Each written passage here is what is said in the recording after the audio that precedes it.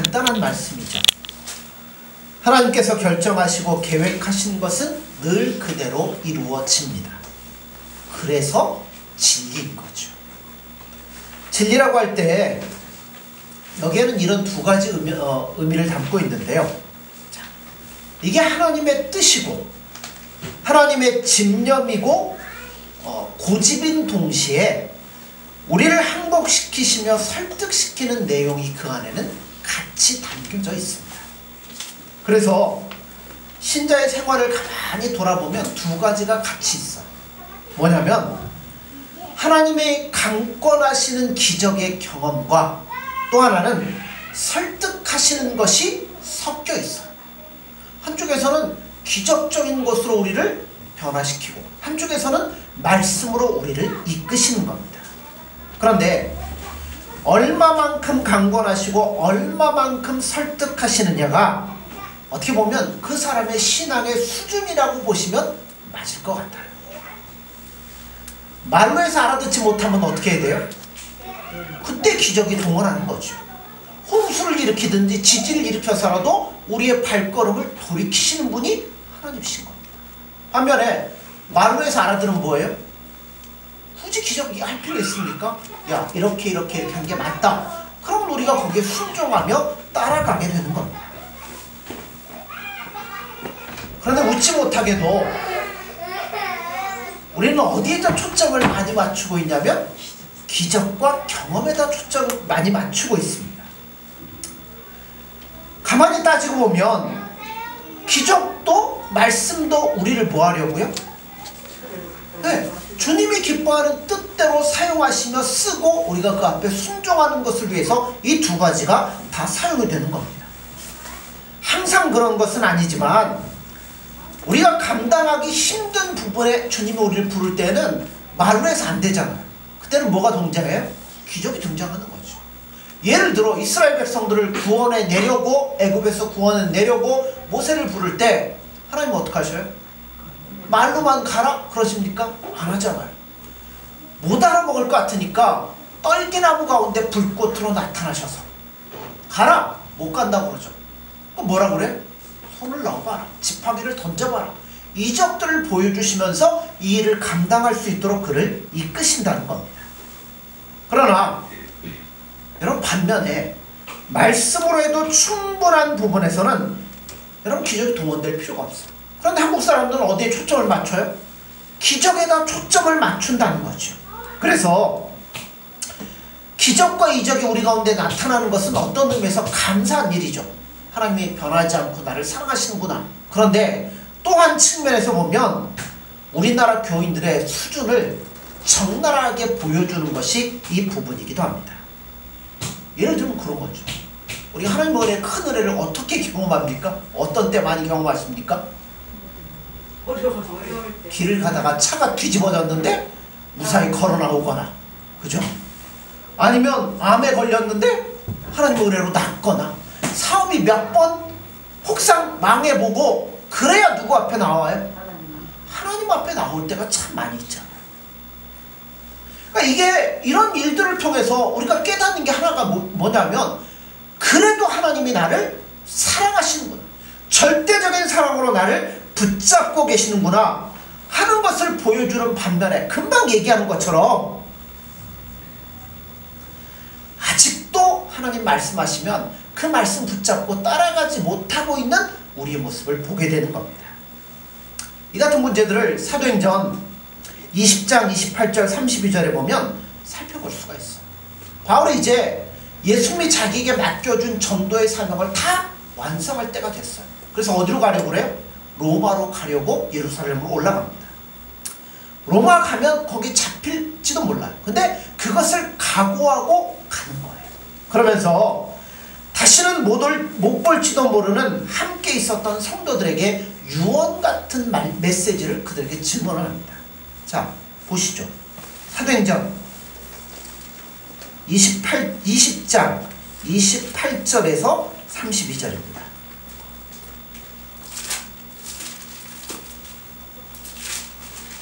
(223쪽) 사도행전 20장 28절에서 32절입니다. 교독합니다. 여러분은 자기를 위하여 또는 온 양떼를 위하여 삼가라. 성령이 그들 가운데 여러분을 감독자로 삼고 하나님이 자기 피로 사신 교회를 보살피게 하셨느니라. 내가 떠나면 사랑하는 이가 여러분에게 들어와서 그 양떼를 아끼지 아니하며 또한 여러분 중에서도 제자들을 끌어 자기를 따르게 하려고 어그러진 말을 하는 사람들이 일어날 줄을 내가 아노라. 그러므로 여러분이 되어 내가 수년이나 밤낮 쉬지 않고 그물로 각 사람을 훈계하던 것을 기억하라. 같이 봅니다. 지금 내가 여러분을 주와 및 그 은혜의 말씀에 부탁하노니 그 말씀이 여러분을 능히 든든히 세우사 거룩하게 하심을 입은 모든 자 가운데서 기업이 있게 하시리라. 자, 뭘 부탁한다고요? 28절에 보면 내가 여러분을 주와 및 그 은혜의 말씀에 부탁한다 라고 말씀했어요. 다른 말로 얘기하면 예수께서 직접적인 간섭으로 함께 하시고 말씀으로 우리를 지키실 거니까 그 말씀 앞에 순종하며 따라오라는 겁니다.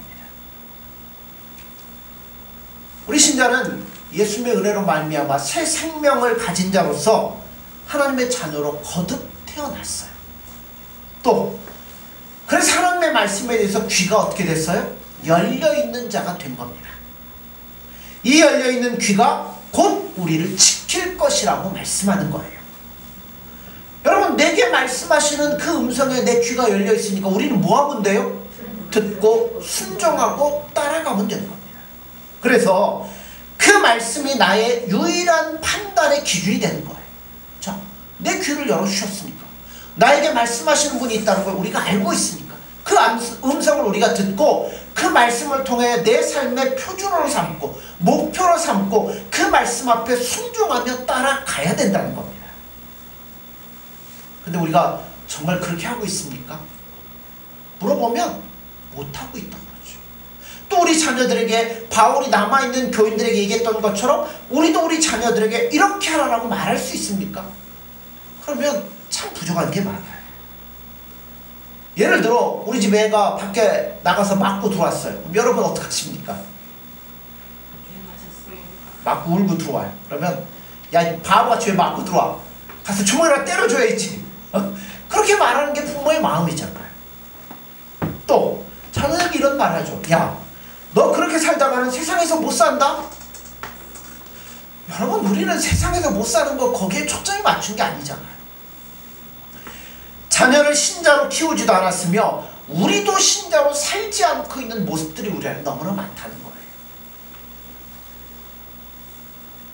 자녀들의 마음속에 예수님의 말씀이 자리잡고 들어가 영향력을 끼치도록 훈련을 시키고 나도 그렇게 보여주며 살아야 되는데 언제부턴가 우리가 그렇게 살지 못할 때가 참 많이 있습니다.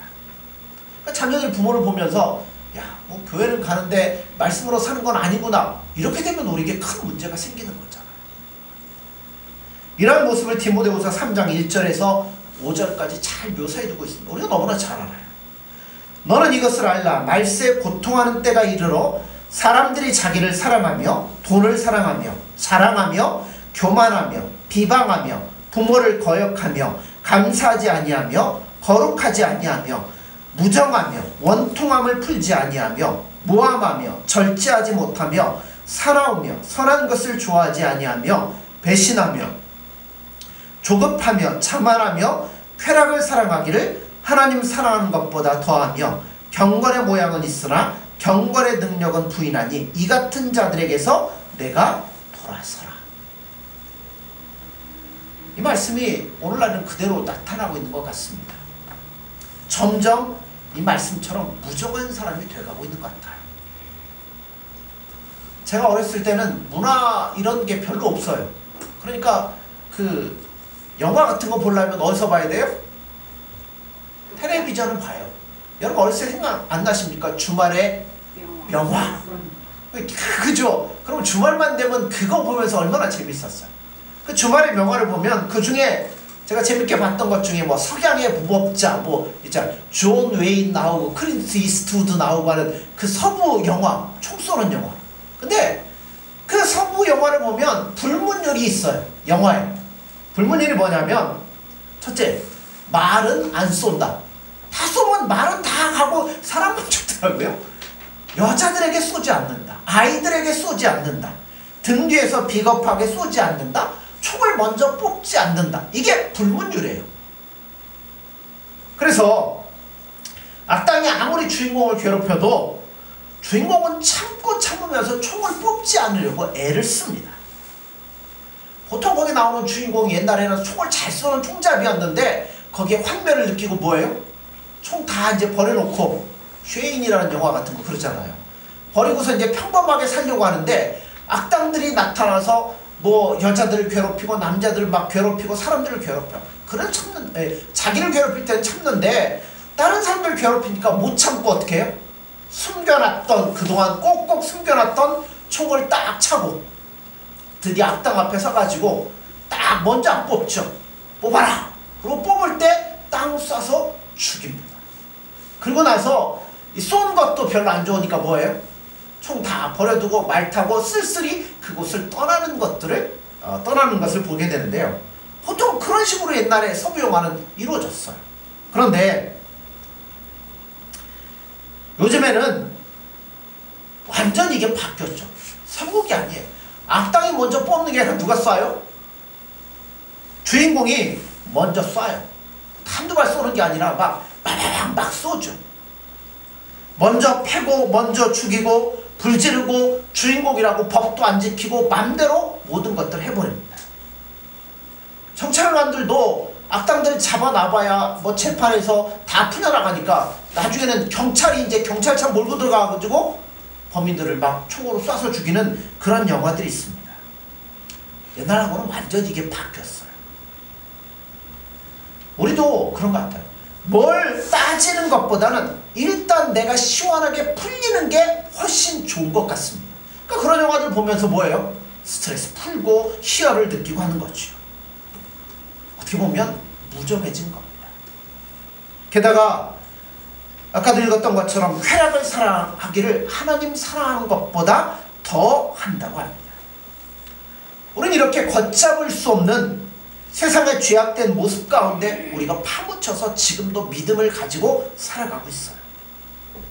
그러니까 여기서 휩쓸리면 안 되고 나가야 된다는 건 누구나 다 알고 있습니다. 그런데 그게 잘 안 되더라는 거예요. 우리가 너무나 약한 존재이죠. 그래서 이 결심한 바를 바로 시행하기 위해서 어떤 의미에서는 좋은 분위기가 우리 가운데 필요해요. 혼자 그런 데다 던져놓고 잘해봐라 그러면 할 수 있나요? 못하잖아요. 그러니까 같은 사람들끼리 모여서 연습을 해봐야 될 거 아니에요. 그게 어디예요? 교회잖아요. 우리가 교회 안에서 모여서 가식이 아니라 진정으로 우리가 하나님 앞에 결심을 하며 서로 간에 결심한 것들을 나누고 격려하고 위로하고 힘을 북돋아줘서 함께 나아갈 수 있도록 하는 것이 바로 교회라는 겁니다. 그래서 교회만이 유일한 환경이 조성되는 것이고 우리를 이끌어 나갈 수 있는 유일한 것입니다. 그런데 많은 성도들을 보면 이것을 아예 포기해버리는 모습을 보는 것 같습니다. 그래서 디모데후서에서 말했던 것처럼 경건의 모양은 있을지라도 경건의 능력은 상실해버리고 있는 것들이 이 시대가 아닌가 생각이 듭니다. 말씀을 들으며 우리가 신앙생활을 하고 있지만 그 말씀이 세상에 나가서 내가 살아가는데 유일하고 꼭 필요하다라고 느끼지 않는 사람들이 얼마나 많은지 모른다는 거예요. 우리가 말씀대로 살지 않는데 자녀들이 어떻게 말씀대로 살라고 이야기할 수 있겠어요? 자, 성경을 한번 찾아보죠. 신명기 구약성경 4장 1절에서 8절 265쪽입니다. 구약성경 265쪽 신명기 4장 1절에서 8절입니다.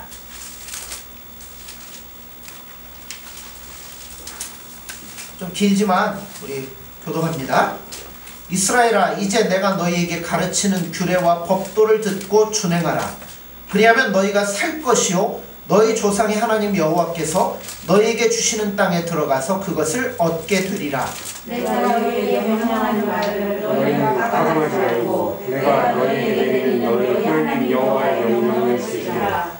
여호와께서 바알 부올의 일로 말미암아 행하신 바를 너희가 눈으로 보았거니와 바알 보호를 따른 모든 사람을 너희 하나님 여호와께서 너희 가운데서 멸망시키셨으되 오직 너희 하나님 여호와께부터 떠나지 않는 너희는 오늘까지 다 생존하였느니라. 내가 나의 하나님 여호와께서 명령하신 대로 규례와 법도를 너희에게 가르쳤나니 이는 너희가 들어가서 기업으로 차지할 땅에서 그대로 행하게 하려 함인즉 너희는 지켜야 하라. 이것이 여러 민족 앞에서 너희의 지혜요 너희의 지시라. 그들이 이 모든 규례를 듣고 이르기를 이 큰 나라 사람은 과연 지혜와 지식이 있는 백성이라 하리라. 우리 하나님 여호와께서 우리가 그에게 기도할 때마다 우리에게 가까이 하심과 같이 그 신이 가까이 함을 얻은 큰 나라가 어디 있느냐. 오늘 내가 너희에게 선포하는 이 율법과 같이 그 규례와 법도가 공의로 큰 나라가 어디 있느냐. 아멘. 자, 모세가 그 백성들에게 남기는 유언이 신명기예요. 이 유언의 핵심 내용은 뭐냐면 살기 위해서 하나님의 말씀을 들을 것을 요구하고 있습니다.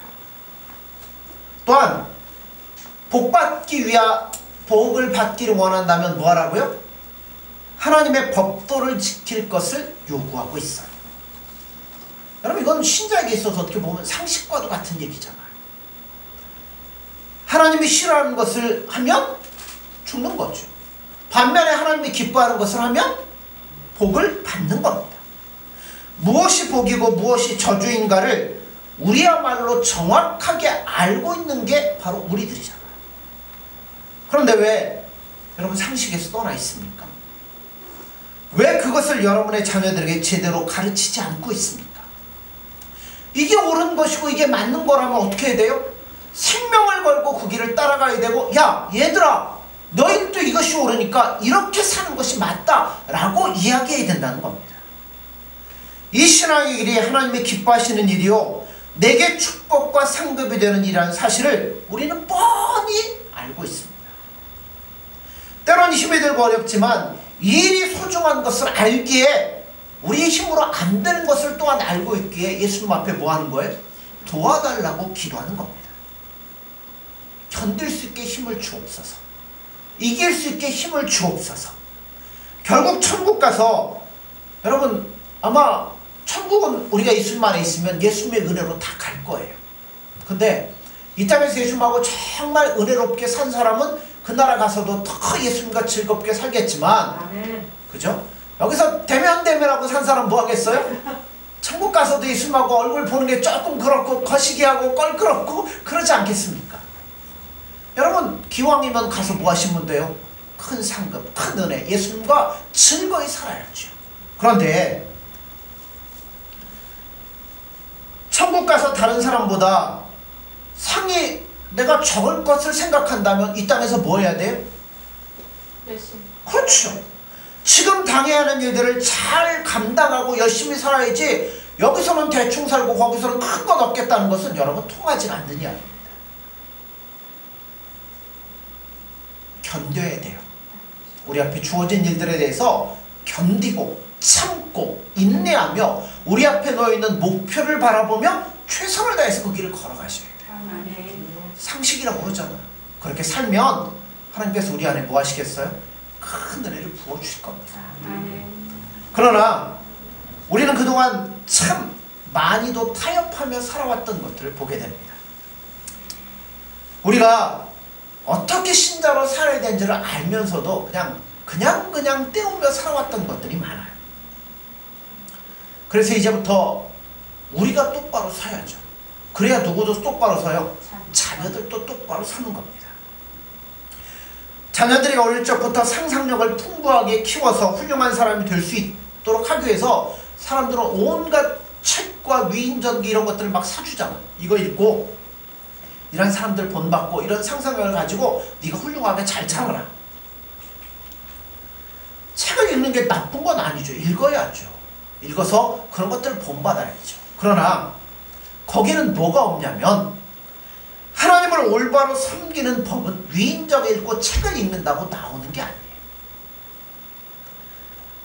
하나님이 무엇을 좋아하시고 우리가 어떻게 태어났고 어디로 가는지, 살아서 왜 이 땅에 존재하고 있는지, 그 이유가 무엇인지, 이런 얘기들은 동화책에 절대 나오질 않습니다. 그리고 우리는 그런 것들을 자녀들에게 또 요구하지 못했던 것들을 우리가 한번 돌아보면서 안타깝게 생각하셔야 돼요. 자, 아까 신명기 펴셨죠? 6장으로 가보죠. 6장 4절에서 9절입니다.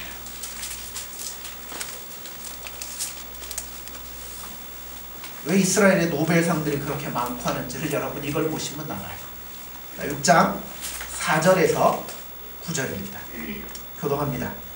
이스라엘아 들으라. 우리 하나님 여호와는 오직 유일한 여호와시니 너는 마음을 다하고 뜻을 다하고 힘을 다하여 내 하나님 여호와를 사랑하라. 오늘 내가 내게 명하는 이 말씀을 너는 마음에 새기고 내 자녀에게 부지런히 가르치며 집에 앉았을 때든지 길을 갈 때든지 누워있을 때든지 일어날 때든지 이 말씀을 반복하시며. 같이 봅니다. 너는 또 그것을 내 손목에 메어 기호를 삼으며 내 미간에 붙여 그것을 삼고. 예, 9절까지 봅니다. 또 내 집 문설주와 바깥문에 기록할지라. 이 말씀이 우리와 우리 가정에 굉장히 중요한 기초요, 분위기요, 가르침이 되어야 됩니다. 자녀가 공부 잘하는 것이 중요한 건 아니에요. 물론 잘하면 좋죠. 그것보다 더 중요한 게 뭐냐면 하나님을 알고 예수님을 아는 것이 더 중요합니다. 자녀들이 얼마나 좋은 것을 먹이고 좋은 것을 입히고 좋은 혜택을 주느냐, 능력이 되면 그렇게 하면 좋죠. 그러나 그게 그렇게 중요하진 않습니다. 왜냐하면 여러분 이 땅에서 다 잘 먹고 잘 살고 몸도 건강해져 봐야 나중에 주님 부르실 때 가면 이거 어떻게 돼요? 다 놓고 가는 거죠. 썩어서 없어질 것에 불과한 겁니다. 자녀들에게 피아노를 가르치고 컴퓨터를 가르치고 뭐 음악을 가르치고 뭐 운동을 가르치고 공부를 가르치고 다 중요합니다. 그러나 이것보다 중요한 게 있는데 그거는 왜 안 가르치고 있냐는 거예요. 더 중요한 것은 하나님이 누구시고 예수님이 누구시고 우리가 그분 앞에서 어떻게 살아야 되고 어떻게 사는 것이 진정한 축복인가에 대해서 여러분 가르쳐야 된다는 겁니다. 저도 옛날로 돌아가서 아이들 이제 이만큼 태어나갖고 애기 되면 잘할 자신 있습니다. 근데 돌아보면 저도 그렇게 못 살았어요.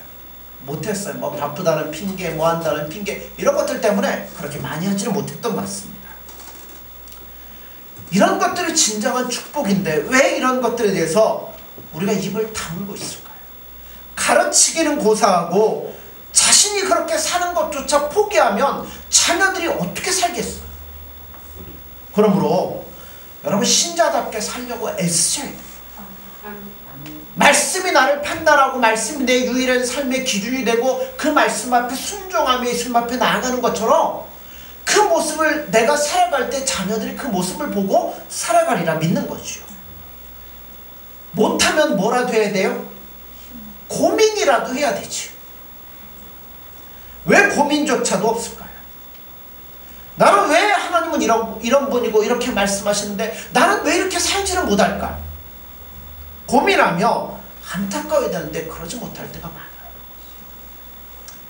교회 숫자가 커피숍 숫자보다도 많답니다. 교회는 많아졌는데 욕은 더 많이 먹는 사태가 지금 우리 가운데 벌어지고 있는 것도 우리가 보고 있습니다. 누구의 잘못일까요?